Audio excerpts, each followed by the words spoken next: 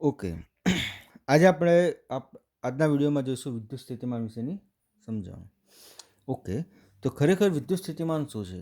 તો એવું કહેવામાં આવે છે કે કોઈ વિદ્યુત ભાર હોય એ વિદ્યુત ભારના વિદ્યુત ક્ષેત્રમાં અલગ અલગ બિંદુએ એનું સ્થિતિમાન અલગ અલગ હોય છે. ટૂંકમાં એવું કહેવામાં આવે છે વિદ્યુત સ્થિતિમાન એ આપેલા સ્થળનું હોય કે આપેલા શું હોય બિંદુનું હોય છે. તો આપણે વિદ્યુત સ્થિતિમાન કેવી રીતે શોધી શકીએ એની આપણે ખાસ જાણકારી મેળવી લઈશું. ઓકે. તો હું એમ કહું છું કે આ એક વિદ્યુત ભાર છે, કેપિટલ ક્યુ વિદ્યુત ભાર. અને કેપિટલ ક્યુ વિદ્યુત ભારનું આ શું છે? એનું વિદ્યુત ક્ષેત્ર છે. જોઈ લેજો એકવાર શાંતિથી કે કેપિટલ ક્યુ વિદ્યુત ભાર છે અને વિદ્યુત ભારનું આ શું છે? વિદ્યુત ક્ષેત્ર છે. હવે આ વિદ્યુત ક્ષેત્રમાં આ એક બિંદુ છે. ધારો કે બિંદુનું નામ છે પી બિંદુ છે. તો કે બિંદુ મીન્સ એક સ્થાન છે કે આ પી બિંદુએ મારે કે આ વિદ્યુત ક્ષેત્રનું જે પી બિંદુ છે એ પી બિંદુનું મારે સ્થિતિમાન શોધવું છે.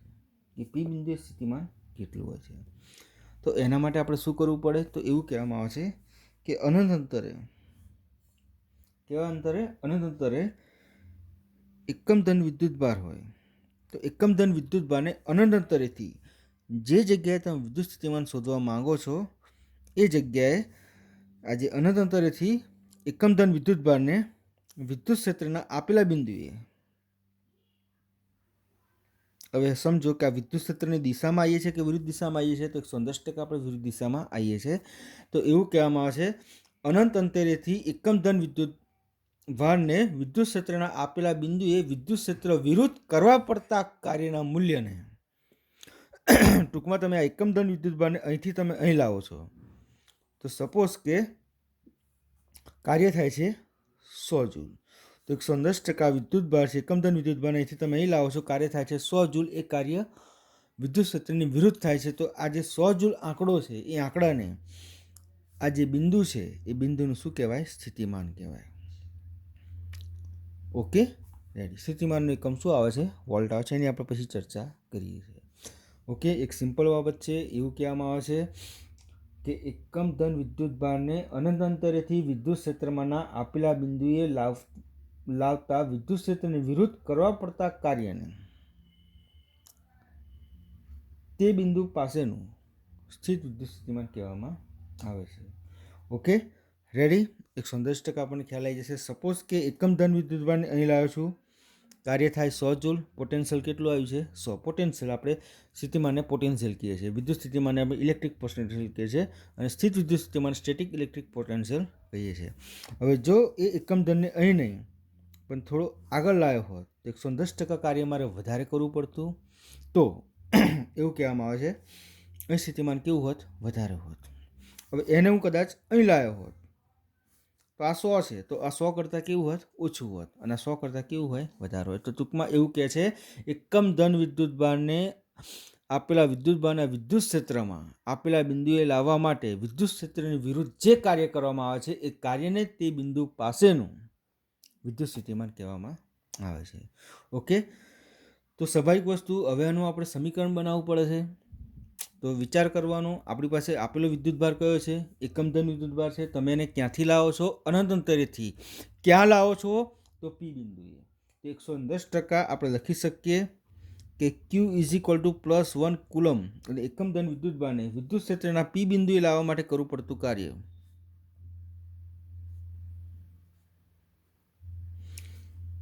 તો વર્ક ક્યાંથી ક્યાં લાવું છું? તો ઇન્ફાઇનાઇટ ટુ પી લાવું છું. અનંત અંતરેથી ક્યાં લાવું છું? આપેલા બિંદુએ.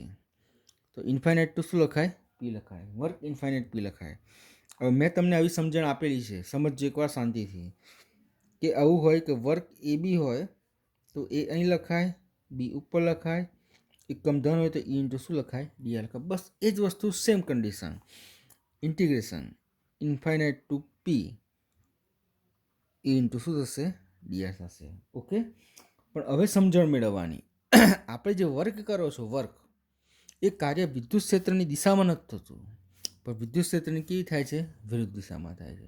તો 110% આ જે કાર્ય છે એ કાર્યને 110% આપણે એને શું કહીશું? માઇનસ કહીશું. આગળ આપણે શું લખવું પડે? માઇનસ. તો અહીં ચોખવટ કરવી પડે કે વિદ્યુત ક્ષેત્રની વિરુદ્ધમાં શું થાય છે? કાર્ય થાય છે. ઓકે, થઈ ગયું.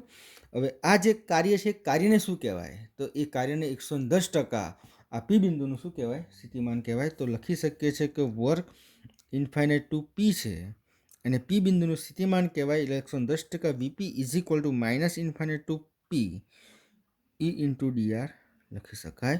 બહુ મહત્વની બાબત છે. પી બિંદુનું સ્થિતિમાન તો ઇન્ફાઇનાઇટ ટુ પી પણ આગળ શું આવે? માઇનસ ઇન્ટુ શું લખાશે? ડીઆર લખાશે. ઓકે, સપોઝ કે તમને એવું કોઈ એમ કે ભાઈ આર બિંદુએ સ્થિતિમાન, તો સીધું સૂત્ર આપણને આવડ્યું છે V R is equal to minus infinite to R into DR. અરે તમને કોઈ એમ કે એક્સ બિંદુએ સ્થિતિમાન, તો V X is equal minus infinite to X into શું થશે? ડીઆર થશે. તો આવી પણ બાબત આપણે સમજી શકીએ છીએ. ઓકે, મેં તમને કીધું કે કોઈપણ બિંદુએ સ્થિતિમાન હંમેશા આપેલા બિંદુનું હોય. આ વસ્તુ ખાસ ધ્યાનમાં રાખજો. અનંત અંતરેથી એકમ ધન વિદ્યુત ભારને વિદ્યુત ક્ષેત્રના આપેલા બિંદુએ લાવવા માટે વિદ્યુત ક્ષેત્રની વિરુદ્ધ કરવા પડતા કાર્યને આ બિંદુનું શું કહેવાય? સ્થિતિમાન કહેવામાં આવે છે. તો આના આધારે આપણે 110% વિદ્યુત સ્થિતિમાનને વ્યાખ્યાયિત કરી શકાય છે. ઓકે, એની વ્યાખ્યા આ રીતે જ અપાય. હું બોલું છું એ રીતે કે એકમ ધન વિદ્યુત ભારને અનંત અંતરેથી વિદ્યુત ક્ષેત્રમાંના આપેલા બિંદુએ લાવતા વિદ્યુત ક્ષેત્રની વિરુદ્ધ કરવા પડતા કાર્યને તે બિંદુ પાસેનું સ્થિત વિદ્યુત સ્થિતિમાન કે વિદ્યુત સ્થિતિમાન કહે છે. ઓકે, હવે આપણને એક આ મહત્વની જાણકારી થઈ કે વિદ્યુત સ્થિતિમાનનું સમીકરણ કઈ રીતે લખી શકાય. તો પી બિંદુએ સ્થિતિમાન હોય તો minus infinite to P E into શું લખાશે? ડીઆર લખાશે. હવે આપણને આવી ખબર છે કે આ માઇનસ છે, જો એને માઇનસને હું પ્લસ કરું તો પી ક્યાંય જશે? નીચે આવશે. ઇન્ફાઇનાઇટ ક્યાં જશે? ઉપર જશે. તો આપણે એ બાબતની ચર્ચા કરવાની બહુ જરૂર નથી. આપણે જેમ ચાલે છે એમ જ ચાલવા દેવાનું, બરાબર. જરૂર પડે તો એ વસ્તુ આપણે ખાસ સમજવાની છે. આપણે સમજીએ છીએ કે એ ટુ બી હોય, જો પ્લસ આવતું હોય તો બી ટુ એ શું થઈ જાય? માઇનસ થઈ જાય. હવે જેમ આપણે વ્યાખ્યા બોલીએ છીએ એ રીતે વિદ્યુત સ્થિતિમાનનું સૂત્ર આપણે થોડુંક બીજું પણ બતાવી શકીએ. તમે શું વ્યાખ્યા બોલો છો? સિમ્પલ વ્યાખ્યા આવી થાય, વિદ્યુત ભારને લાવવા માટે કરવું પડતું કાર્ય. પટી ગયું? તો વી ઇઝ ઇક્વલ ટુ શું લખાય? ડબલ્યુ બાય ક્યુ લખાશે. ઓકે, તો આ પણ સૂત્ર થશે વિદ્યુત સ્થિતિમાનનું અને આ સૂત્ર પણ થશે વિદ્યુત સ્થિતિમાનનું. આ સૂત્ર વિદ્યુત ક્ષેત્રના રેખા સંકલનને આધીન સૂત્ર છે અને આ કેવું થાય? સામાન્ય સૂત્ર. આના આધારે પણ તમે આ વી એટલે વિદ્યુત સ્થિતિમાન, ડબલ્યુ એટલે કાર્ય અને સ્મોલ ક્યુ એટલે જેને વિદ્યુત ભારને તમે લાવો છો એ શું થાય? વિદ્યુત ભાર થાય. એ એકમ હોય ધન. જો સપોઝ કે આ ક્યુ છે એ +1 કુલમ હોય તો ડબલ્યુ ઇઝ ઇક્વલ શું થઈ જાય? ક્યુ થઈ જાય. એટલા માટે તો કે વ્યાખ્યામાં તમને એકમ ધન કેમ કીધો છે? એકમ ધન એટલા માટે કીધો છે કે જો આ +1 કુલમ વેલ્યુ હોય તો જેટલું કાર્ય કરશે એટલું શું મળે? સ્થિતિમાન મળી જાય. એટલે વારે ઘડીએ ભાગાકાર કરવાની કોઈ જાતની જરૂર પડે નહીં. એટલા માટે આપણે આ ખાસ લઈએ છીએ. તો આ પણ વસ્તુ આપણે ખાસ જાણકારી રાખવાની. ઓકે, હવે બીજી બાબત છે કે વિદ્યુત સ્થિતિમાનનો એકમ શું આવે અને એનું પારિમાણિક સૂત્ર. તો એવું કહે છે વિદ્યુત સ્થિતિમાનનો એકમ છે એ વોલ્ટ આવે છે, એટલે એને વી સિમ્બોલ આપવામાં આવે છે, વી. બીજો એકમ કયો આવે છે? તો આ સૂત્ર તમે લખ્યું છે ને, વર્ક બાય વિદ્યુત ભાર. તો વર્કનો શું થશે? જૂલ થશે. વિદ્યુત ભારનું શું થશે? કુલમ. તો જૂલ પર કુલમ પણ લખી શકાય છે. ઓકે, બરાબર. તો આ પણ એક સામાન્ય બાબત આપણે સમજી શકીએ છીએ. Okay, ready. એનો બીજો પણ એકમ થશે ન્યૂટન મીટર પર કુલમ. ન્યૂટન મીટર એટલે બળ ગુણ્યા સ્થાનાંતર. એને શું કહેવાય? કાર્ય. જો આ છે ને વર્ક, તો ન્યૂટન ઇન્ટુ મીટર લખાય ને, બળ ગુણ્યા સ્થાનાંતર પર લખી શકાય. એટલે ન્યૂટન મીટર પર કુલમ એટલે ટૂંકમાં આ પણ એકમ થાય, આ પણ થાય અને શું થશે? આ પણ એકમ થશે.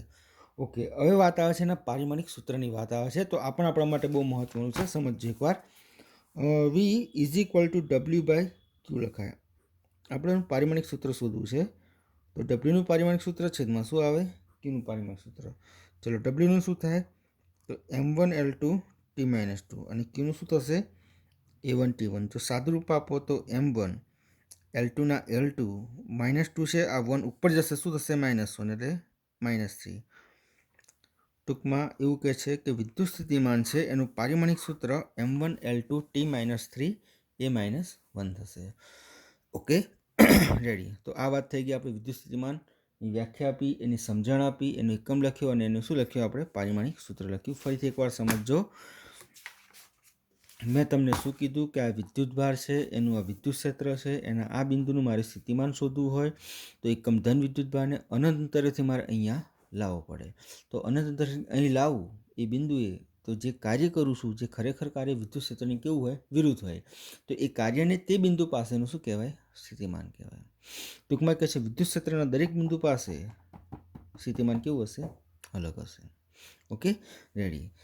આપણે સૂત્ર લખ્યું વર્ક ઇન્ફાઇનાઇટ ટુ પી, તો ઇન્ફાઇનાઇટ ટુ પી લખ્યા, ઇન્ટુ ડીઆર લખ્યું, પણ કાર્ય વિરુદ્ધ થાય એટલે આગળ શું લખવું પડે, માઇનસ. ટૂંકમાં આ કાર્યને શું કહેવાય, પી બિંદુનું સ્થિતિમાન. તો આને તમે વીપી લખી શકો. ટૂંકમાં VP is minus infinite to P into શું લખાશે, ડીઆર લખાશે. ઓકે, તો આ પણ એક મહત્વની બાબત આપણે સમજી શકીએ છીએ. Okay, ready.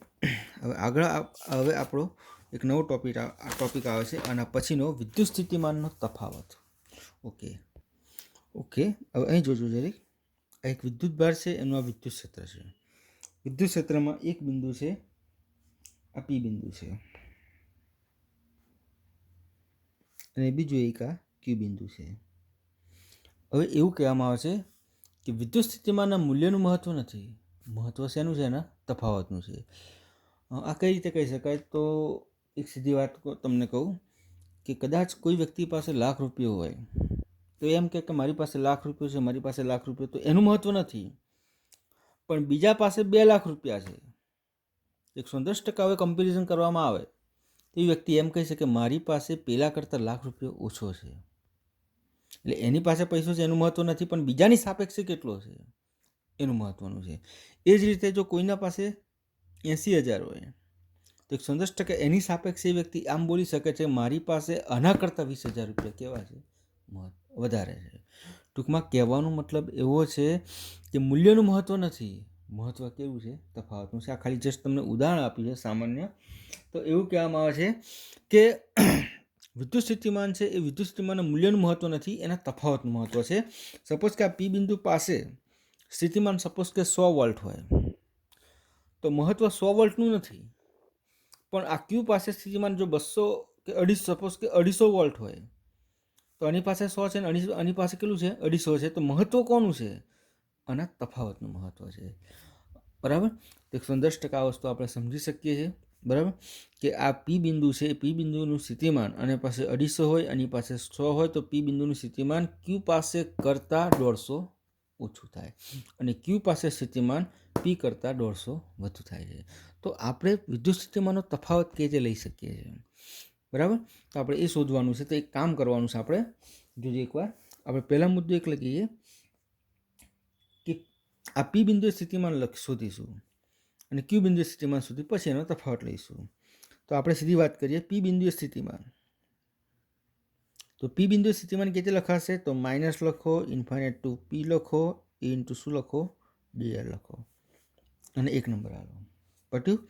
હવે હું લખીશ ક્યુ બિંદુ પાસે સ્થિતિમાન, માઇનસ લખો, ઇન્ફાઇનાઇટ ટુ ક્યુ લખો, ઇન્ટુ શું લખાશે, ડીઆર, અને કહેવાશે 2 નંબર.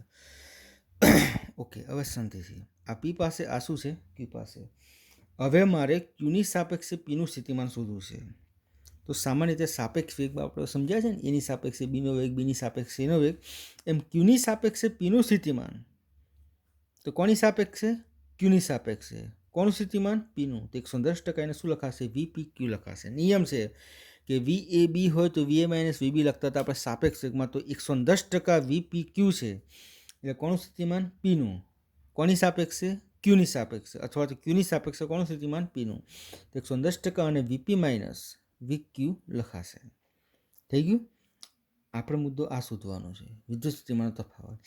ચલો, વીપી શું છે, તો આ રહ્યા, તો લખું છું minus infinite to P A into DR, માઇનસના માઇનસ, આ ફરતી પાછું એને કૌંસમાં લખવું પડશે, infinite to Q into DR. પટ્યું. ચલો હવે આપણે થોડું સાદું પાડી દઈએ.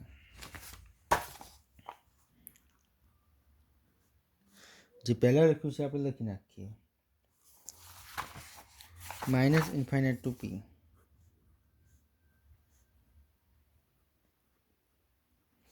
Into DR. માઇનસ માઇનસ કેટલા થશે, પ્લસ થશે, plus infinite to Q A into શું થશે, યસ થશે. હવે થોડી સમજણ મેળવજો આપણે શું કરીએ છીએ. જોજો એકવાર આ માઇનસનું પ્લસ કરવા હોય, આ માઇનસનું જો મારે પ્લસ કરવા હોય તો 110% થઈ શકે, પણ આ છેડા કેવા થઈ જાય, ચેન્જ થઈ જાય. તો માઇનસનું પ્લસ કરું એટલે પી નેચો આવી જશે, ઇન્ફાઇનાઇટ ઉપર જશે.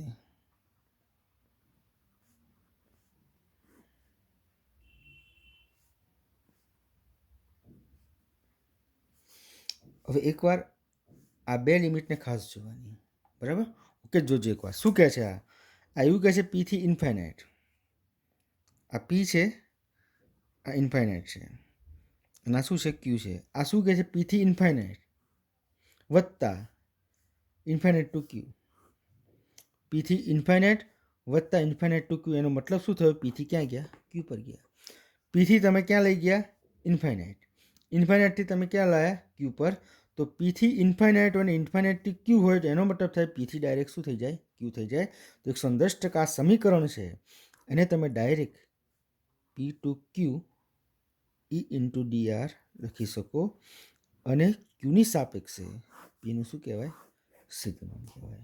ઓકે, 110% આ સમીકરણ આપણને ખબર પડે એવું છે. તો આને પણ આપણે આ રીતે જ યાદ રાખવાનું, સમજણ રાખવાની. અને આપણે કેવી રીતે યાદ રાખીએ છીએ તો જોજો એકવાર શાંતિથી, કે ધારો કે કોઈ તમને એમ કે, જોજો તમને એવું કહે છે કે એની સાપેક્ષે બેનું સ્થિતિમાન, એટલે તમે લખશો વીબી માઇનસ વીએ. હવે સૂત્ર કેતે બનાવવાનું, ઇન્ટિગ્રેશન કરવાનું. આ બી પહેલો છે ને તેને નેચે લઈ લેવાનો, એને ક્યાં રાખવાનું, ઉપર, ઇન્ટુ શું લખાય, ડીઆર લખાય. વાત પૂરી થઈ ગઈ. હવે ધારો કે કોઈ તમને કે બીની સાપેક્ષે એનું સ્થિતિમાન, તો વીએ માઇનસ શું લખવાના, વીબી.